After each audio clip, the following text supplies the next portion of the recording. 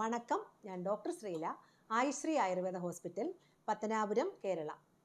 White discharge வந்து எந்த வயதினிலும் കോമണാ കാണപ്പെടും. ഒരു 15-16 വയസ്സിൽ ആരംഭിച്ച് 60 വയസ്സ് വരേക്കും വൈറ്റ് ഡിஸ்சார்ஜ் வரலாம். நார்மலா வயிட் டிஸ்சார்ஜ் வந்து வஜைனையில் இருந்து அல்லது செர்விக்ஸில் இருந்து வரலாம். இதுக்கு வந்து நிறைய காரணங்கள் இருக்கு. இது வந்து எப்போதும் அப்நார்மல் என்று சொல்ல முடியாது. நார்மல் பிசியோலஜிக்கல் வயிட் டிஸ்சார்ஜும் இருக்கு. இது நார்மல் டைமிலே பிரெக்னன்சி, பாலுறவு தூண்டுதல் போன்றவையும் போதும். பீரியட் டைமிலே பீரியட்ஸுக்கு ஒரு வாரம் முன்னாடியிலும் காணப்படலாம். பீரியட்ஸுக்கு அப்புறமும் காணப்படலாம். வெள்ளப்படுதல் அப்நார்மலா என்றதை நம்ம வீட்டிலேயே கண்டுபிடிக்கலாம்.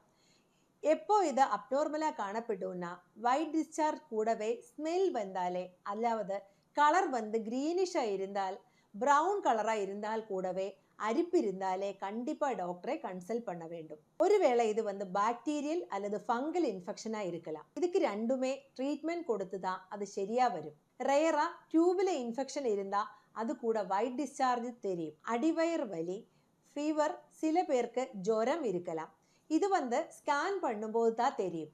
இப்படி இல்லாமல் சில நோய் நிலைகளிலும் இந்த வெள்ளப்படல் ஏற்படலாம். கருப்பையில் கேன்சர் இருந்தால், அதே போல் சர்க்கரை நோய், கருத்தடை மாத்திரைகளில் அதிகப்படியான பயன்பாடு இருந்தாலும் வெள்ளப்படுதல் வரதுக்கு வாய்ப்பு இருக்கு. பிசிஓஎஸ் ஹார்மோனல் இம்பாலன்ஸ் உள்ளவங்களுக்கு கண்டிப்பாக இந்த பிரச்சனை இருக்கும்.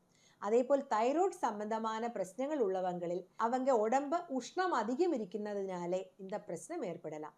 தூக்கமின்மை, சத்து குறைபாடுனாலே, அதாவது உடலில் ஹீமோகுளோபின் குறைவாக இருக்கு, கால்சியம் குறைபாடு, வைட்டமின் மினரல்ஸ் குறைவாக இருந்தாலும் இந்த பிரச்சனை வர்றதுக்கு வாய்ப்பு அதிகமாக இருக்கு. ஸோ இந்த மாதிரி பல காரணங்களினாலே வெள்ளப்படுதல் ஏற்படலாம். டிஸ்சார்ஜ் வந்து அதிகமாக இருந்தால், ஒரு பாடு வைக்கும் அளவுக்கு இருந்தால் நிச்சயமாக நம்ம அதை கன்சிடர் பண்ணி ஒரு டாக்டரை கன்சல்ட் பண்ணணும்.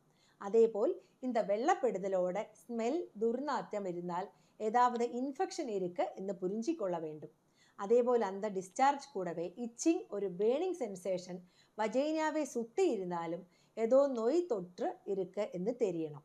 அடுத்ததான் அதோட கன்சிஸ்டன்சி ரொம்ப திக்காக கலர் சேஞ்சஸாக இருந்தாலும் அது நோய் நிலை தான். இது வந்து பெரும்பாலும் பாதுகாப்பற்ற உடல் உறவினாலே தான் ஏற்படும். இந்த பிரச்சனை ஒவ்வொரு நபரிலும் டிஃப்ரெண்ட் ஆயதினாலே சிம்டம்ஸும் மாற்றப்படும்.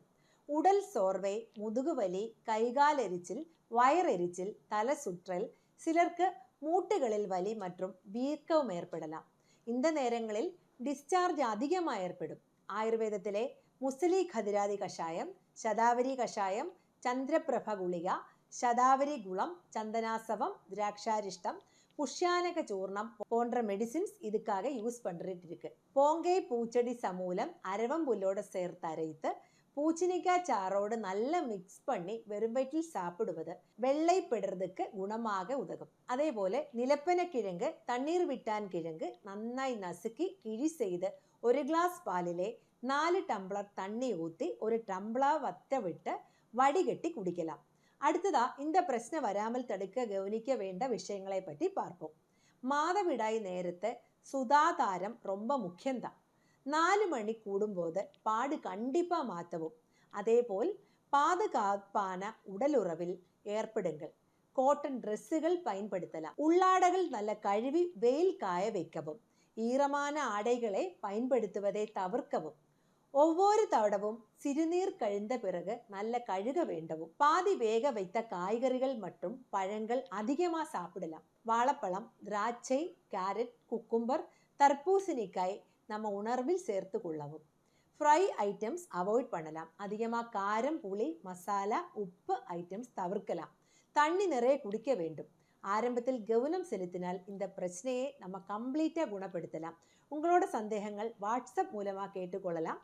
இனி ஒரு நிகழ்ச்சியில் சந்திக்கும் வரைக்கும் நன்றி, வணக்கம்.